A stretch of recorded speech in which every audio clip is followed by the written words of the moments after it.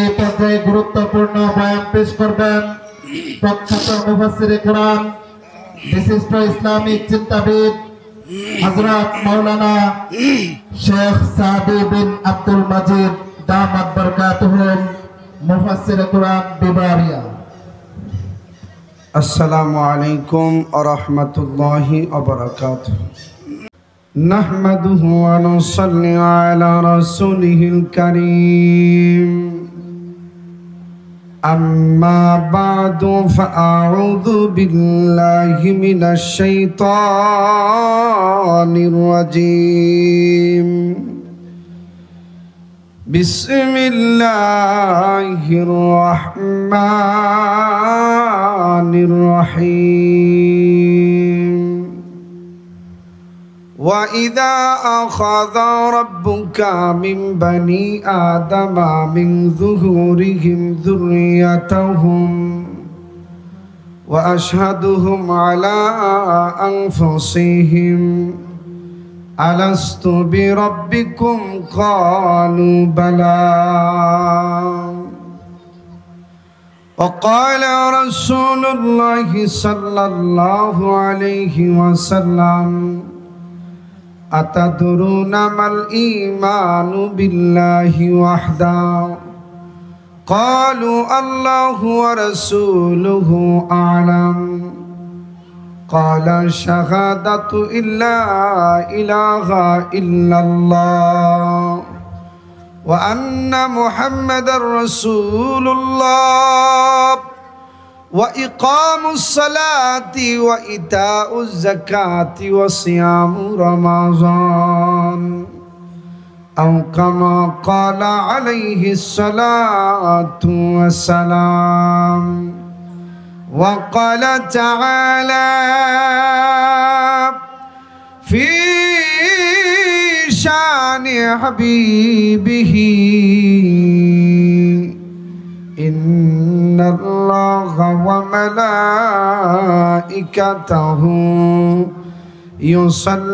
يصلون على النبي يا أيها الذين آمنوا صلوا عليه وسلموا تسليما.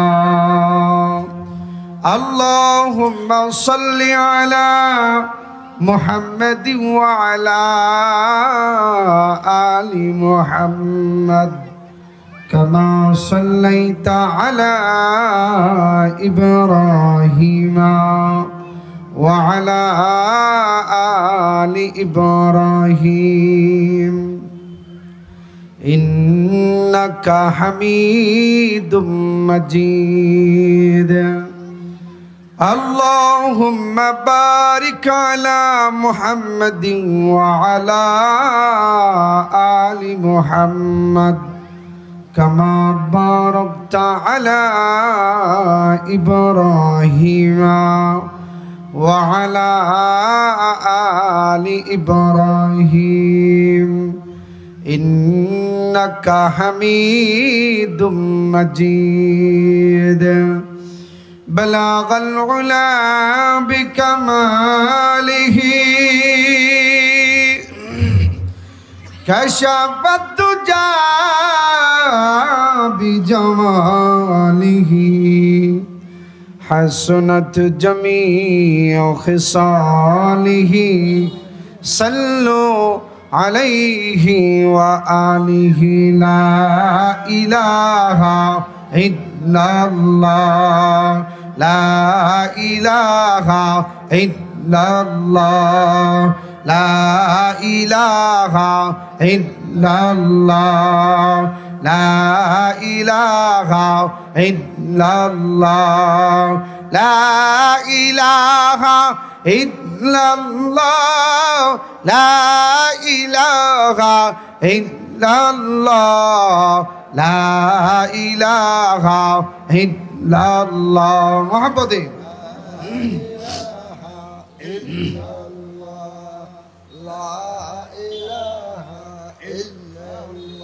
لا إله ইল্লাল্লাহু মুহাম্মাদুর রাসূলুল্লাহ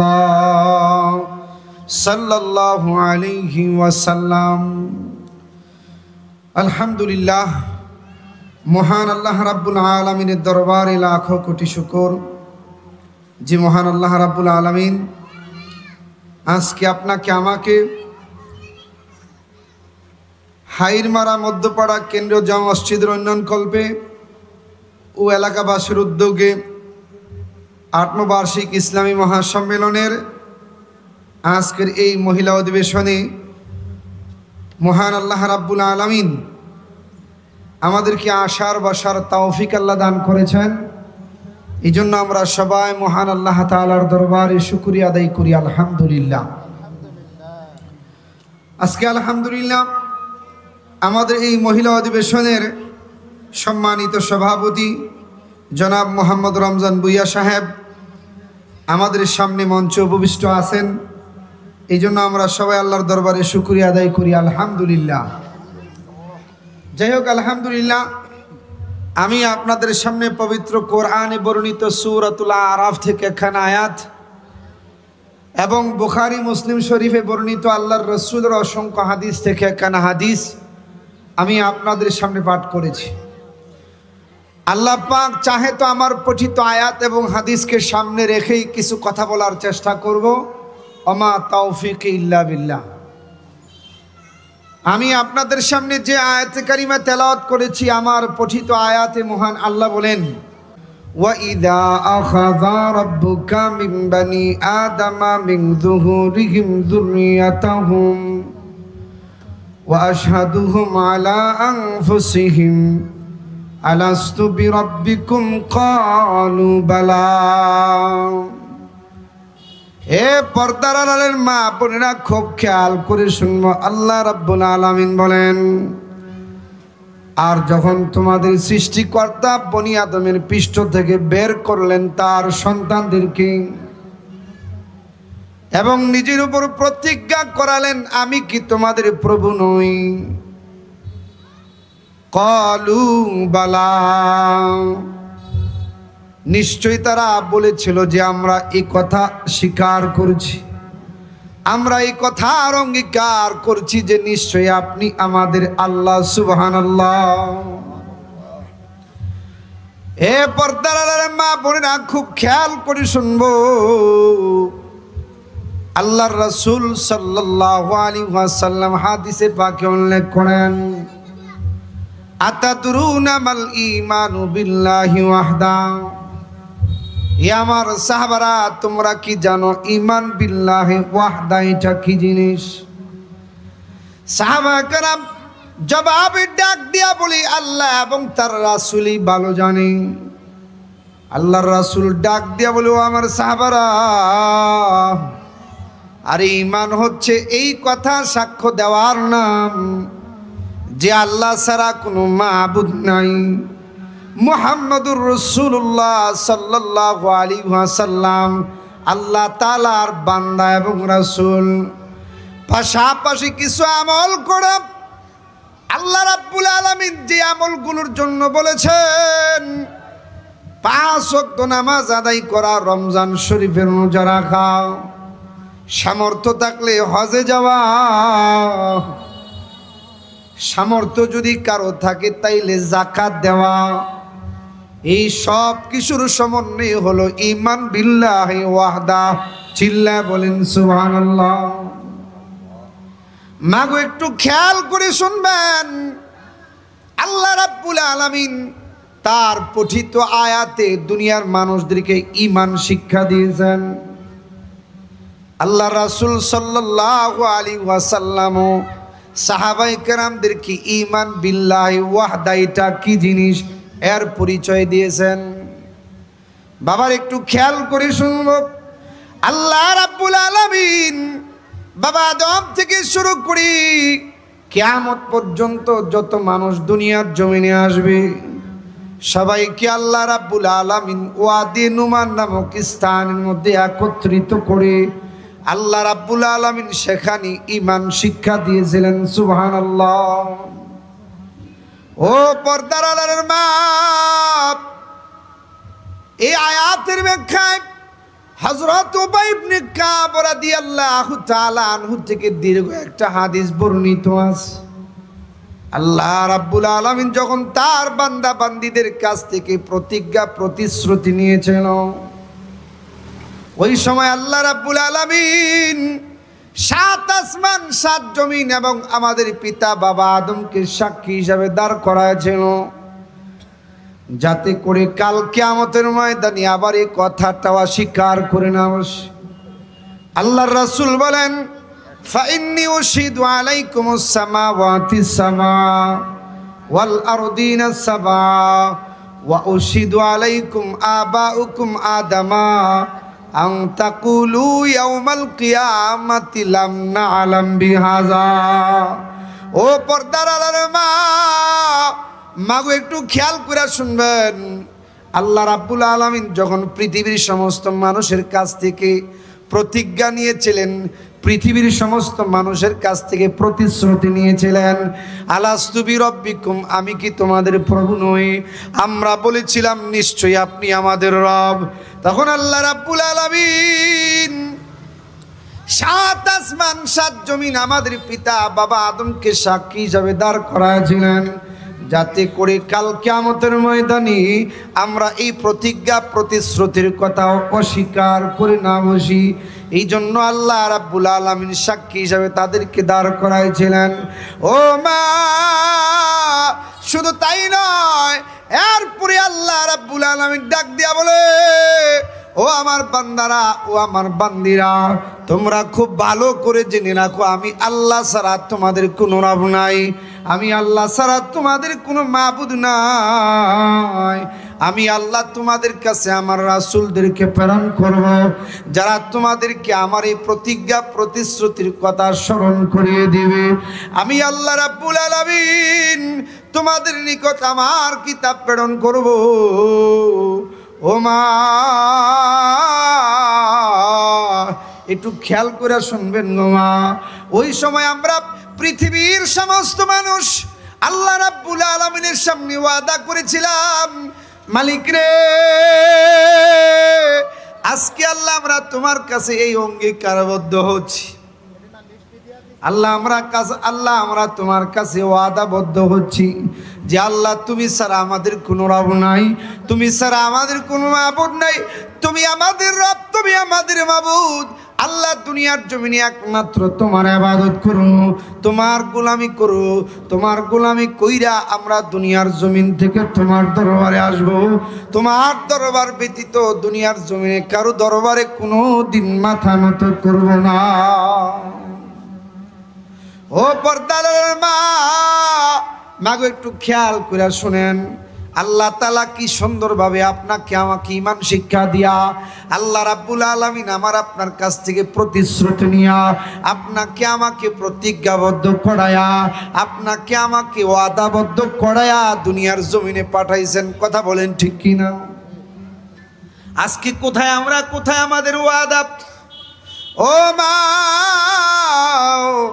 আজকে আমরা এই ওয়াদার দ্বারে কাছেও নাই, যে যার মতো চলতেছি, যখন যা মনে চাই তা করতেছি। আমার আপনার ঈমান আপনি যেখানে সেখানে নষ্ট করতেছি। কথা বলেন ঠিক কি না? ও মা, একটু খেয়াল করে শুনবেন। আল্লাহ রাব্বুল আলামিন আপনাকে আমাকে ঈমান শিক্ষা দিয়া দুনিয়ার জমিনে পাঠাইছেন, আমরাও অঙ্গীকারবদ্ধ হইয়া দুনিয়ার জমিনে আসছি। মাবুদ রে, কোনোদিন দুনিয়ার জমিনে ঈমান নষ্ট করো না, ঈমান ঠিক রাখে কিছু আমল কইরা আল্লাহ আমরা তোমার দরবারে আসব। আজকে কোথায় আমরা আর কোথায় আমাদের সেই ওয়াদা? অথচ প্রত্যেকটা মুসলমান নরনারীর জন্য আল্লাহ তাআলার এই ওয়াদা রক্ষাটাই দুনিয়ার জমিনে 1 নাম্বার কাজ ছিল। আল্লাহ রাব্বুল আলামিনের এই ওয়াদা রক্ষাটাই আমার আপনার সবচেয়ে বড় মূল্যবান কাজ ছিল। কারণ প্রকৃত ঈমানদার যারা, তারাই হলো আশরাফুল মাখলুকাত। আর যাদের ভিতরে ঈমান নাই, যারা ঈমানকে যেখানে সেখানে নষ্ট করে, মাজারে যাইয়া, গানে যাইয়া, নেতার কাছে যাইয়া, পীরের কাছে যাইয়া নষ্ট করে, দুনিয়ার জমিনে আমল করতে অনীহা প্রকাশ করে, ওই মানুষগুলোর যদিও মানুষের মতো দেখা যায়, কিন্তু আল্লাহ বলে তারা আমি আল্লাহর কাছে মানুষ না। নাউজুবিল্লাহ। মা একটু খেয়াল করে শুনবেন, আল্লাহ রাব্বুল আলামিন পবিত্র কোরআনের আরেক আয়াতের মধ্যে বলেন, ওয়ালাকাদ জারানা লিজাহান্নামা কাসীরাম মিনাল জিন্নি ওয়াল ইনস লাহুম কুলুবুন লা ইয়াফকাহুনা বিহা ওয়া লাহুম আ'য়ুনুন লা ইউবসিরুনা বিহা ওয়া লাহুম আযানুন লা ইয়াসমাউনা বিহা উলাইকা কালানাম। মাগো ও মা একটু খেয়াল করে শুনবেন গো মা, আল্লাহ রাব্বুল আলামিন কতগুলো মানুষ এবং জিন জাতি সৃষ্টি করেছেন। আল্লাহ রাব্বুল আলামিন বলেন আমি আল্লাহ রাব্বুল আলামিন তাদেরকে একটা বিবেক দিয়েছি। বিবেক থাকার পরও তারা বিবেক দিয়া চিন্তা করে না, ফিকির করে না, যাচাই করে না। আমি আল্লাহ রাব্বুল আলামিন দেখার জন্য দুইটা সুন্দর চক্ষু তাদেরকে দান করেছি। চোখ থাকার পরও তারা চোখ দিয়া দেখে না। আমি আল্লাহ রাব্বুল আলামিন শোনার জন্য দুইটা কান তাদেরকে দিয়েছি। দুইটা কান থাকার পরও তারা কান দিয়া শোনে না। ওই মানুষগুলোর দেখতেও যদি মানুষের মতো দেখা যায়, আল্লাহ রাব্বুল আলামিন বলেন তারা মানুষ না। উলাইকা কালানাম, তারা হলো শৃগাল, কুকুরের চাইতে নিকৃষ্ট। জোরে বলেন নাউজুবিল্লাহ। এই জন্য পর্দার মা গো একটু খেয়াল করে শুনবো, দুনিয়ার জমিনে আমি আপনি আমার আপনার ঈমান নষ্ট করব না। দুনিয়ার জমিনে আমি আপনি যেখানে সেখানে আমার আপনার ঈমানটারে টাকার বিনিময়ে নষ্ট করে দেব না, মাজারে যায় নষ্ট করব না, নেতার কাছে নষ্ট করব না। দুনিয়ার একটু স্বার্থের জন্য আমি আপনি আমার আপনার ঈমানটারে নষ্ট করব না। যদি ঈমান ঠিক রাইখা কিছু আমল করা যায়, ঈমান ঠিক রাইখা যদি দুনিয়ার জমিন থেকে আমল লইয়া বিদায় হওয়া যায়, তাইলে আল্লাহ রাব্বুল আলামিন বলেন ইন্নাল্লাযীনা আমানু ওয়া আমিলুস সালিহাত কানাত লাহুম জান্নাতুল ফিরদাউসি নুজুলা। যারা ঈমান আনবে, দুনিয়ার জমিনে ঈমান ঠিক রাখবে, ঈমান ঠিক রাখা তার পাশাপাশি কিছু আমল করবে, নেক আমল, ওয়া আমিলুস সলিহাত, কিছু নেক আমল করবে। আল্লাহ রাব্বুল আলামিন বলেন এই দুইটা জিনিসের মালিক যারা হবে, আমি আল্লাহ রাব্বুল আলামিন ওই মানুষগুলারে জান্নাতুল ফিরদাউসের মালিক বানায় দেব। সুবহানাল্লাহ। এই জন্য মা ঈমান আমার আপনার জন্য মহা বড় দৌলত। প্রকৃত ঈমানদার যারা, তাদেরকে আশরাফুল মাখলুকাত বলা হয়েছে। যাদের ঈমান নাই, যাদের আমল নাই, যদিও দেখতে মাশাআল্লাহ খুব সুন্দর দেখা যায়, ওই মানুষগুলোর কোনো মূল্য আল্লাহর দরবারে নাই। এই জন্য দুনিয়ার হায়াত ঈমানটি ঠিক রাখবো। ঈমান ঠিক রাখা দুনিয়ার হায়াতের জিন্দেগিতে কিছু আমল করো। কারণ একজন ফকির মিসকিনের ঈমানকে যদি এক পাল্লায় রাখা হয়, আর সারা পৃথিবীর ধনীদের ধন সম্পদ যদি এক পাল্লায় রাখা হয়, তাইলে একজন ফকির মিসকিনের ঈমানের পাল্লাটা আল্লাহর কাছে ভারী হয়ে যাবে। সুবহানাল্লাহ। মাগো একটু খেয়াল করে শুনবো, ঈমানের মূল্য দেখেন আল্লাহ তাআলার কাছে যে কত বেশি, ঈমানের পাওয়ার যে কত বেশি। একদিন আল্লাহর পয়গম্বর মুসা আলাইহিস সালাম আল্লাহকে ডাক দিয়া বলে, আল্লাহ তুমি আমার এমন কতগুলা বাক্য শিক্ষা দাও। মালিক রে, আল্লাহ তুমি আমার এমন একটা কালেমা শিক্ষা দাও যেই বাক্যটা শিখলে আমি তোমার নৈকট্য অর্জন করতে পারবো। আল্লাহ ডাক দিয়া বলে, মুসা রে, যদি তুমি আমার নৈকট্য অর্জন করতে চাও, যদি তুমি আমার বেশি নিকটে আসতে চাও, তাইলে তুমি লা ইলাহা ইল্লাল্লাহু মুহাম্মাদুর রাসূলুল্লাহ, এই কালিমাটা বেশি বেশি জপবা, এই কালিমাটা বেশি বেশি আদায় করবা। এই কথা বললে পরে মুসা আলাইহিস সালাম আল্লাহকে ডাক দিয়া বলে, আল্লাহ আল্লাহ তুমি তো আমারে এমন একটা বাক্য শিক্ষা দিলাম যেই বাক্যটা সচরাচর দুনিয়ার সব মানুষ আদায় করে। এরপরে আল্লাহ ডাক দিয়া বলে, মুসা রে, লাউ আন্নামাস সামাওয়াতি সাবা ওয়াল আরদিনা সাবা ফি কাফাতিন ওয়ালা ইলাহা ইল্লাল্লাহু ফি কাফাতিন লামালাত বিহিন্না লা ইলাহা ইল্লাল্লাহ। আরে সাত আসমান সাত জমিনকে যদি এক পাল্লায় রাখা হয়, আর ঈমানের কালেমাটারে যদি এক পাল্লায় রাখা হয়, সাত আসমান সাত জমিনের পাল্লাটা বাড়ি হালকা হইয়া আল্লাহর কাছে ঈমানের পাল্লাটা বাড়ি হয়ে যায়। সুবহানাল্লাহ। এই জন্য মা একটু খেয়াল করে শুনবো, দুনিয়ার হায়াতের জিন্দেগিতে ঈমানটাকে ঠিক রাখবো। কোনো ধোঁকাবাজ যেন আমার আপনার ঈমান নষ্ট করতে না পারে। ঈমান ঠিক রাইকা দুনিয়ার জমিনে কিছু আমল করো, কারণ আল্লাহ রাব্বুল আলামিন যেখানে ঈমানের কথা বলেছেন, পাশাপাশি আমলের কথাও বলেছেন। আল্লাহ রাব্বুল আলামিন বলেন, ইল্লাল্লাযীনা আমানু ওয়া আমিলুস সালিহাতি ফালাহুম আজরুন গায়রু মামনুন। শুধু তাই নয়, আল্লাহ রাব্বুল আলামিন পবিত্র কোরআনের এমন অনেক জায়গায় বলেছেন, ওয়াল আসরি ইন্নাল ইনসানা লাফি খুসর ইল্লাল্লাযীনা আমানু ওয়া আমিলুস সালিহাতি ওয়া তাওয়াসাউ বিল হাক্কি ওয়া তাওয়াসাউ বিস সাবর। শুধু তাই নয়, আল্লাহ রাব্বুল আলামিন পবিত্র কোরআনের আরেক জায়গায় বলেন, ইন্নাল্লাযীনা আমানু ওয়া আমিলুস সালিহাত কানাত লাহুম জান্নাতুল ফিরদাউসি নুজুলা। ও মা একটু খেয়াল করে শুনবেন, যেখানে আল্লাহ রাব্বুল আলামিনের ঈমানের কথা আলোচনা করেছেন, সেখানে আল্লাহ রাব্বুল আলামিনের আমলের কথা বলেছেন, নেক আমলের কথা।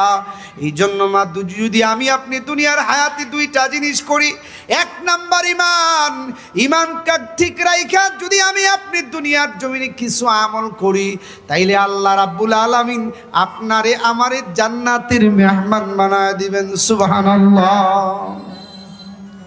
মাগো একটু খেয়াল করে শুনবো, দুনিয়ার হায়াতে আল্লাহ রাব্বুল আলামিন আপনাকে আমাকে হায়াত দান করেছেন। আমি আপনি টাকা কামাই করব, বাড়ি করব, গাড়ি করব, এই জন্য কিন্তু হায়াত দেয় নাই। আমি আপনি টাকা কামাই করব, গাড়ি করব, বাড়ি করব, এই জন্য কিন্তু আল্লাহ হায়াত দেয় নাই।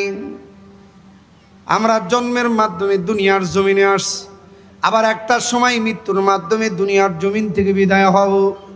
এই জন্ম আর মৃত্যুর মাঝখানের সময়টাকে বলা হয় হায়াত। এই হায়াতি জিন্দেগিতে কোনো মানুষ যদি বড় একটা বাড়ি করে মারা যায়, তাইলে এটা কিন্তু সফল মুমিনের পরিচয় না। কোনো মুমিন যদি দুনিয়ার হায়াতে ছেলে সন্তানগুলাকে বড় শিক্ষিত করে তার ইন্তেকাল হয়, এটা কিন্তু কোনো মুসলমানের পরিচয় না।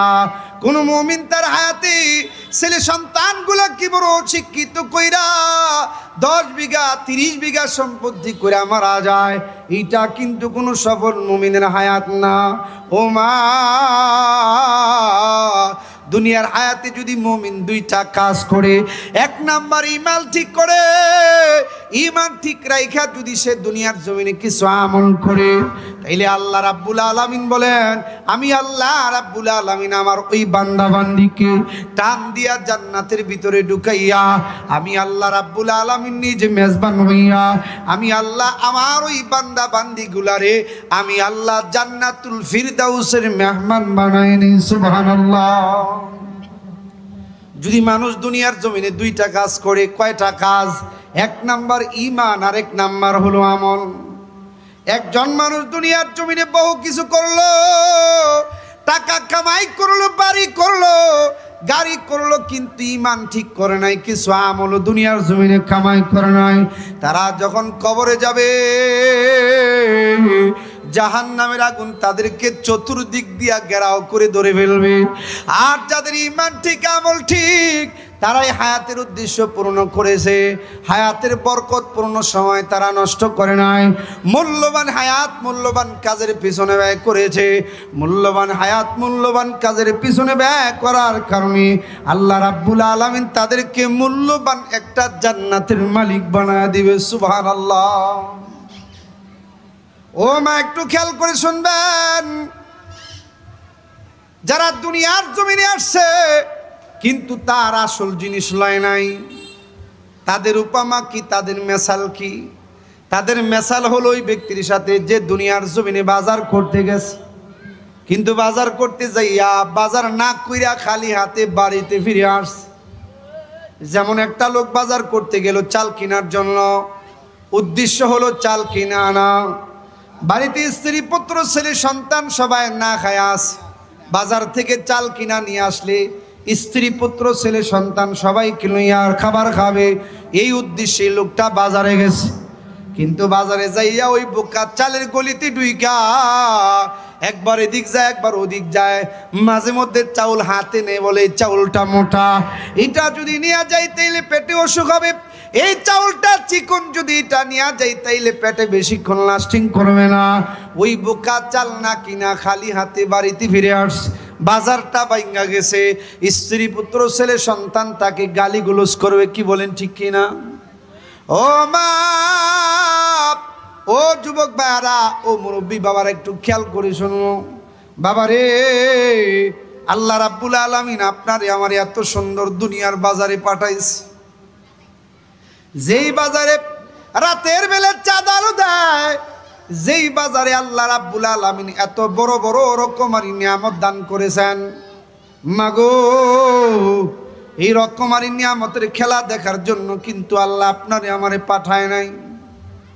দুনিয়ার এই রঙ্গমঞ্চ দেখে আনন্দ ফুর্তি করার জন্য কিন্তু আল্লাহ তাআলা আপনারে আমারে পাঠায় নাই। দুনিয়ার টাকা পয়সা, বংশের বাহাদুরি, টাকার বাহাদুরি, ক্ষমতার বাহাদুরি, দলের বাহাদুরি দিয়ে আমি আপনি দুনিয়ার হায়াত পরিচালনা করব, এই জন্য কিন্তু আল্লাহ তাআলা আপনারে আমারে পাঠায় নাই। ও মা, আমি আপনি বাজারে গিয়েছিলাম চাল কেনার জন্য, সাপের খেলা দেখার জন্য কিন্তু যাই নাই। যদিও বাজারের মধ্যে সাপের খেলা দেখানো হয়, কিন্তু যারা বুদ্ধিমান তারা কিন্তু সাপের খেলার পিছনে পইরা মূল জিনিস বাজার করার কথাটা বলা যায় না। ঠিক তেমনি ভাবে আল্লাহ রাব্বুল আলামিন আপনারে আমারে দুনিয়ার জমিনে পাঠাইছে ঈমান আমল ঠিক করার জন্য, টাকা কামাই করার জন্য পাঠায় নাই, গাড়ি বাড়ি করার জন্য পাঠায় নাই, রং তামাশা করার জন্য পাঠায় নাই। টাকা কামাই করা, বাড়ি গাড়ি করা, ছেলে সন্তান জন্ম দিয়া দুনিয়ার জমিন থেকে বিদায় হয়ে যাওয়া, এটা কিন্তু বান্দা বান্দির আসল কাজ না, এটা হলো বাজারের সাপের খেলার ন্যায় আনুষঙ্গিক কাজ। কথা বলেন ঠিক কিনা? টাকা কামাই করা, বাড়ি করা, গাড়ি করা বান্দার আসল কাজ না। বান্দার আসল কাজ হলো দুনিয়ার হায়াতে ঈমান ঠিক করা, আমল ঠিক করা। ঈমান আমল ঠিক কইরা যারা টাকা কামাই করবে, বাড়ি করবে, গাড়ি করবে, তাইলে এগুলো হবে নিয়ামত, এগুলো হবে নিয়ামত। এই নিয়ামতগুলো তার ইবাদতের সাথে যুক্ত হবে নাজাতের জন্য। কথা বলেন ঠিক কিনা? ও মা, একটু খেয়াল করে শুনবো। আসল জিনিস বাদ দিয়া যারা নকলের পিছনে ঘুরবে, হঠাৎ একদিন মালাকুল মউত আজরাইল সামনে আইসা দাঁড়া যাবে। হঠাৎ একদিন মালাকুল মউত আজরাইল আইসা সামনে দাঁড়া যাবে।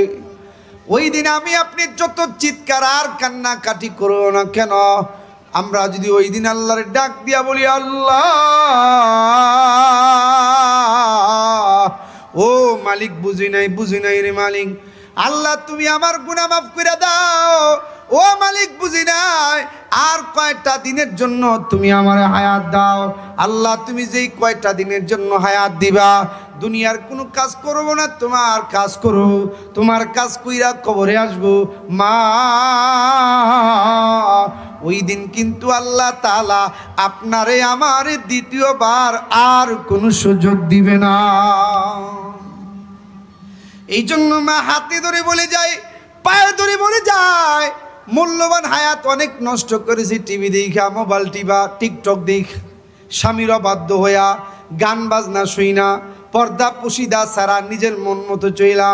মারে, অনেক সময় নষ্ট করেছি রে মা। আর না, সামনে যেই কয়েকটা দিন আল্লাহ রাব্বুল আলামিন আমার আপনার বাকি রাখছে, ওই কয়েকটা দিনও যদি আমি আপনি ঈমান আর আমলের উপর থাইকা দুনিয়ার হায়াত শেষ করতে পারি, তাইলে হয়তো আল্লাহর তৈরি জান্নাতের মালিক হতে পারবো। কথা বলেন ঠিক কিনা? খোদা না খাস্তা গুনাহ অবস্থায় যদি মালাকুল মউত আজরাইল সামনে দাঁড়ায় যায়, মারে একটু খেয়াল করে শুনলো, গুনাহগার অবস্থায়, বেপরদায় থাকা অবস্থায়, বেপরদার গুনাহ লইয়া যদি মালাকুল মউত আজরাইল সামনে দাঁড়ায় যায়, টিভি দেখার গুনাহ থাকা অবস্থায় যদি মালাকুল মউত আজরাইল সামনে দাঁড়া যায়, পর পুরুষের সাথে মজার মজার আলাপ অশ্লীল কথাবার্তার গুনাহ থাকা অবস্থায় যদি মালাকুল মউত আজরাইল সামনে দাঁড়া যায় রে মা, ও মা, স্বামীর অবাধ্যতার গুনাহ থাকা অবস্থায় যদি মালাকুল মউত আজরাইল দাঁড়া যায়, আল্লাহর রাসূল বলেন একজন ফাসিক, ফুজ্জার, সুদখোর, ঘুষখোর, বেনামাজি, বেপরদাশীন, গুনাহগার মহিলা পুরুষের যখন জান কবজের সময় হয়ে যাবে, ওই নাফরমানগুলা তখন স্বপ্নের মতো দেখতে থাকবে আজরাইলের পা দুইটা জমিনে, ও মা, আজরাইলের মাথাটা আসমানে, আজরাইলের একটা হাত মাশরিকে, আরেকটা হাত মাগরিবে, মারে তামাম পৃথিবী জোড়া তার শরীর, তার শরীরের প্রত্যেকটা পশমের গোড়া দিয়া আগুনের জিহ্বা গুলা হা করে তাকায় রয়েছে। বিশালাকার দিঘির মতো দুইটা চক্ষু, মারে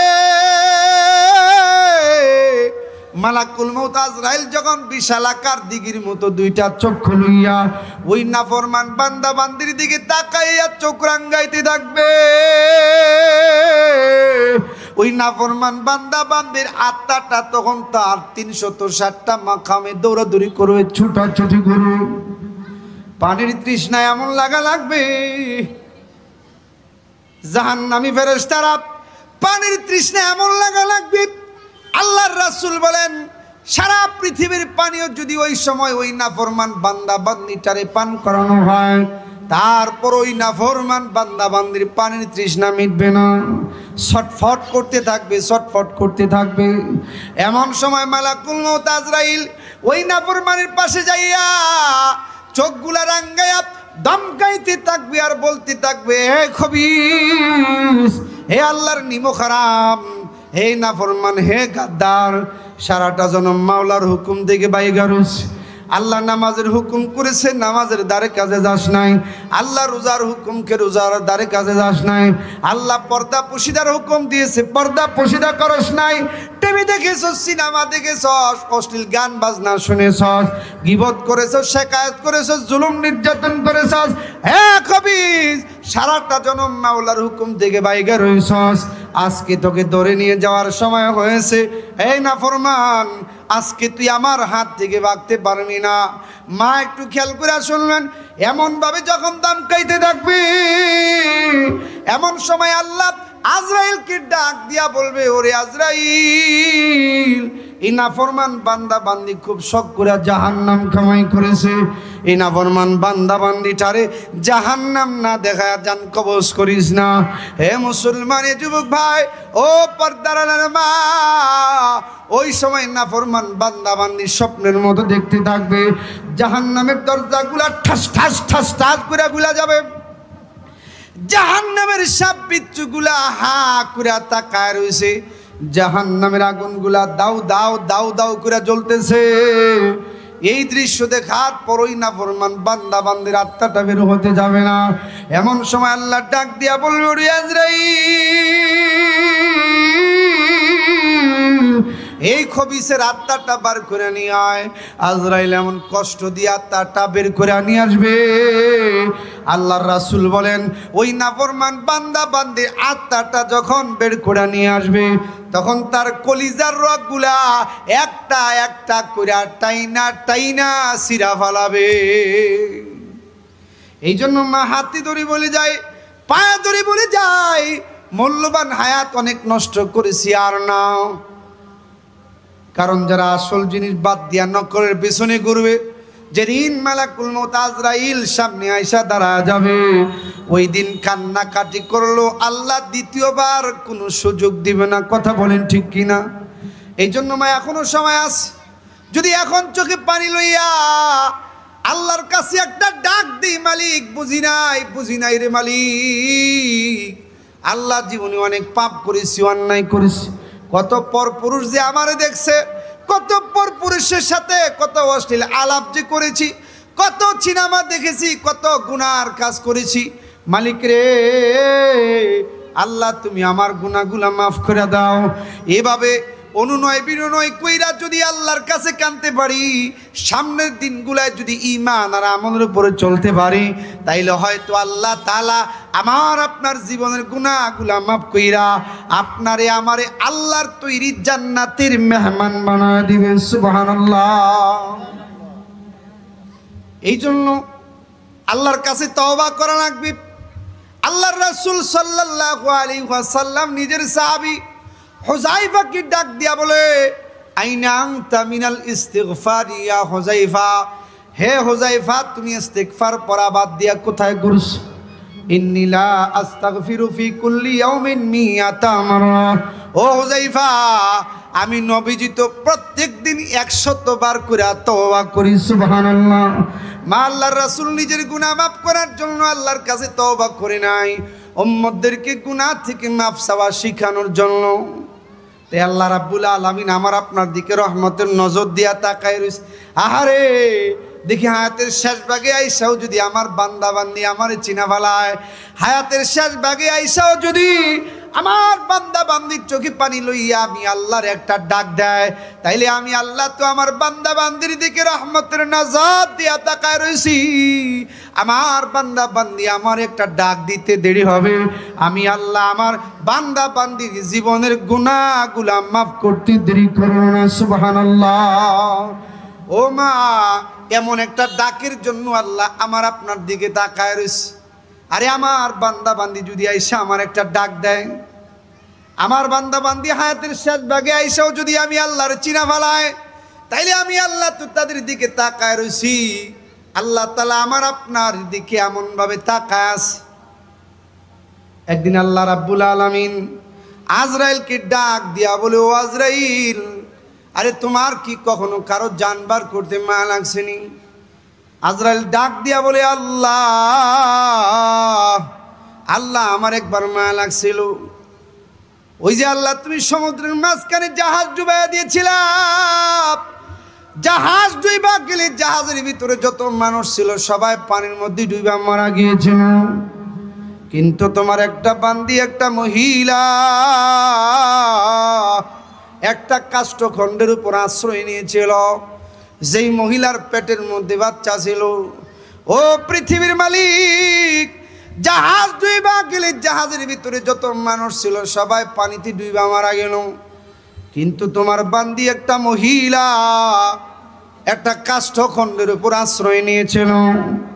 যেই মহিলাটা সমুদ্রের মাঝখানে ওই কাষ্ঠখণ্ডের উপর সে তার সন্তানটা প্রসব করেছিল। আল্লাহ, সমুদ্রের মাঝখানে রক্তমাখা অবস্থায় নিজের সন্তানটাকে বুকের মধ্যে জড়াইয়া যখন নিজের স্তনটা সন্তানের মুখে দিতে চাইল, এমন সময় তুমি আমার ডাক দিয়া বলেছিলা, যারে আজরাইল যাও, ওই যে মা তার সন্তানটারে দুধ পান করাইতে চায়, স্তনটা সন্তানের মুখে দিবার আগে তুই তার পাশ থেকে তার মারজানটা বের করে নিয়ে আসবি। আজরাইল ডাক দিয়া বলি, আল্লাহ তোমার ইজ্জত আর জালালের কসম রে মাওলা, সমুদ্রের মাঝখানে মাসুম বাচ্চাটা আসতেছে, মা তার সন্তানকে আদর করে দুধ পান করাইতে চায়, তার পাশ থেকে তুমি আমার তার মারজানটা বের করে আনতে বললা। আল্লাহ গো, তার পাশ থেকে তার মারজানটা বের করে আনতে আমার খুব কষ্ট হইতেছিল। এই জন্য কষ্ট হইতেছিল, সমুদ্রের মাঝখানে এই বাচ্চাটা রেখে দেখাশোনা করবে, এই বাচ্চাটার মুখের পিপাসার জ্বালা মিটানোর জন্য কে এই বাচ্চাটার মুখে এক ডুব পানি উঠায় দিবে, এই সমুদ্রের মাঝখানে কে এই বাচ্চাটাকে লালন পালন করবে। আল্লাহ এই জন্য তার পাশ থেকে তার মারজান বের করতে কষ্ট হয়েছিল। এবার আল্লাহ আজরাইলকে ডাক দিয়া বলে, ওরে আজরাইল, আর কখনো কি তোমার কারো জানবার করতে মায়া লাগছেনি? আজরাইল ডাক দিয়া বলে, আল্লাহ আরেকবার মায়া লাগছিল। ওই যে তোমার নাফরমান বান্দা সাদ্দাত তোমার জান্নাতে যাবে না বলে নিজে জান্নাত বানায়ছিল, ভোর হওয়ার সঙ্গে সঙ্গে গোড়ার উপর সাওয়ার হইয়া যখন সাদ্দাত জান্নাতের গেটে যাইয়া গোড়া থেকে একটা পা জমিনের মধ্যে রাখছিল, আরেকটা পা ঘোড়ার উপরে ছিল। ওই সময় তুমি আমার ডাইকা ডাইকা বলেছিলা, যারে আজরাইল যা। ওই যে সাদ্দাত, তার একটা পা ঘোড়ার উপরে আছে, আরেকটা পা জমিনের মধ্যে আছে। যারে আজরাইল যা, ওই সাদ্দাতের জানটা তুই বের করে নিয়ে আয়। এমন অবস্থায় জান বের করবি যে তার একটা পা ঘোড়ার উপরে, আরেকটা পা জমিনের মধ্যে। আজরাইল ডাক দিয়া বলে, মালিক রে, আমি সাদ্দাতের জানটা বের করার জন্য তার গলাটা ধরেছিলাম, যে তার একটা পা ঘোড়ার উপরে আছে, আরেকটা পা জমিনের মধ্যে। ওগো আল্লাহ, গড়ির কাটার দিকে তাকায় দেখি এখনো জান বার করার সময় হয় নাই।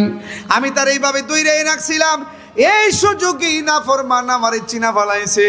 আমারে চিনা চোখে পানি লইয়া বারবার আজরাইল ভাই ভাই করে চিৎকার করতেছে আর বলতেছে, ওরে আজরাইল ভাই, ও আজরাইল ভাই, তুই মনে এমন ভাবে ধরে রাখছ যে আমার একটা পা ঘোড়ার উপরে, আরেকটা পা জমিনের মধ্যে। আজরাইল রে, যেই সময়টা তুমি আমারে ধরে রাখছো, এই সময়টা তুমি আমার একটু ভিক্ষা দাও, কারণ মাবুদ এলাহির জান্নাত থেকে আমি বঞ্চিত হয়ে গেছি, নিজে জান্নাত বানাইছি। ওরে আজরাইল, এই সময়টা তুমি আমার একটু ভিক্ষা দাও, আমি যেন আমার বানানো জান্নাতটা একটা নজরের জন্য দেখতে পারি। আজরাইল ডাক দিয়া বলি, আল্লাহ, ওই যে সাদ্দাত চোখে পানি লইয়া আমারে আজরাইল ভাই ভাই করে চিৎকার করতেছিল, তার চোখে পানি দেখে আমার বড় মায়া লাগছিল। আমার মনটা চাইছিল তার বানানো জান্নাতটা দেখার জন্য একটু সুযোগ দেই, কিন্তু তোমার নির্দেশ জান বার করে নিয়ে আসবি, এই জন্য জান বার করে নিয়ে আসলাম, কিন্তু আমার বড় মায়া লাগছিল। আল্লাহ ডাক দিয়ে বলে, ওরে আজরাইল, আরে একটা লোকের জন্যই কিন্তু তোমার দুইবার মায়া লাগছে। আল্লাহু আকবার। সে কিন্তু সেই সাদ্দাত যার জন্মটা সমুদ্রের মাঝখানে কাষ্ঠখণ্ডের উপর হয়েছিল, আমি তার পাশ থেকে তার মাটারে নিয়ে আসছিলাম। ওরে আজরাইল, তাই বইলা কিন্তু নাফরমানটারে আমি সমুদ্রের মাঝখানে ডুবায়া মারি নাই। আজরাইলে, এই নাফরমানটারে কিন্তু আমি সমুদ্রের মাঝখানে ডুবায়া মারি নাই, আমি আমার রহমতের কোলে নাফরমানটারে লালন পালন করেছি। আমি আমার দয়া দিয়া এই নাফরমানটারে এতটুক পর্যন্ত নিয়ে আসছি। ওরে আজরাইল, যেই বান্দাটারে এত মায়া করে মোহাব্বত করে বানাইস, আমি চাইতেছিলাম না আমার এই বান্দাটা জাহান্নামে যাক। ওরে আজরাইল, এই জন্য তোমারে দিয়া ধরে রাখছিলাম, তোমার ধরা দীঘার চোখে পানি লইয়া বারবার আজরাইল ভাই ভাই কইয়া ডাকস। ওরে আজরাইল, তুমি কিন্তু তারে ছেড়ে দেও নাই। ওরে আজরাইল, তখনও কিন্তু আমি নাফরমানের দিকে রহমতের নজর দিয়া তাকাছিলাম। সে যদি তখনও চোখে পানি লইয়া আমি আল্লাহর দরবারে দুইটা হাত উঠাইয়া আমি আল্লাহকে ডাক দিয়া বলতো, আল্লাহ, ও পৃথিবীর মালিক আল্লাহ, ও মালিক, বুঝি নাই রে মাওলা, আল্লাহ এমন খালি হাতে আসতে হবে বুঝি নাই। আল্লাহ, তুমি আমার গুনাহগুলা মাফ করে দাও।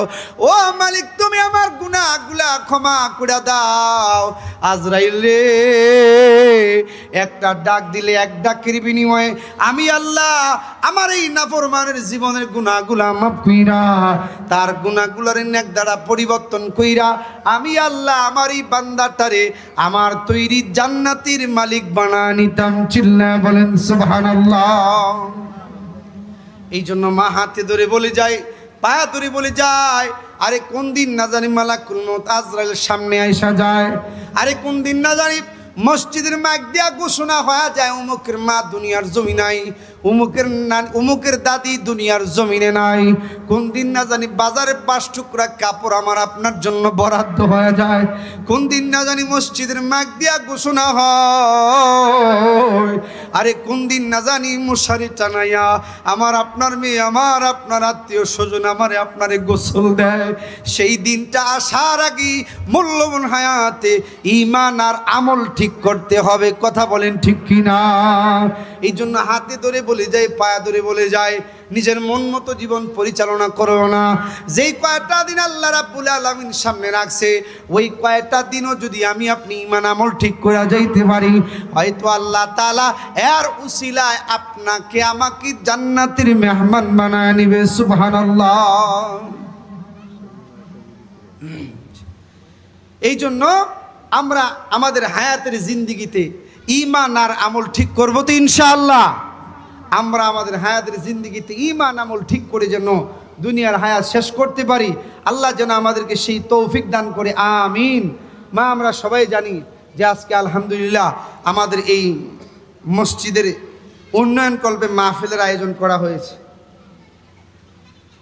মসজিদের উন্নয়ন কল্পে আজকে আমাদের এই মাহফিল, যে অর্থ সম্পদ জমাইতে যাইয়া রাতকে দিন বানাইলাম, দিনকে রাত বানাইলাম, কত পরিশ্রম, কত কষ্ট করলাম, মাথার গাম পায়ে জড়াইলাম, কত মেহনত আর কত পরিশ্রম করে এই অর্থ সম্পদ জমিয়ে একটা দিন আমি আপনি দুনিয়ার জমিন থেকে বিদায় হয়ে যাব।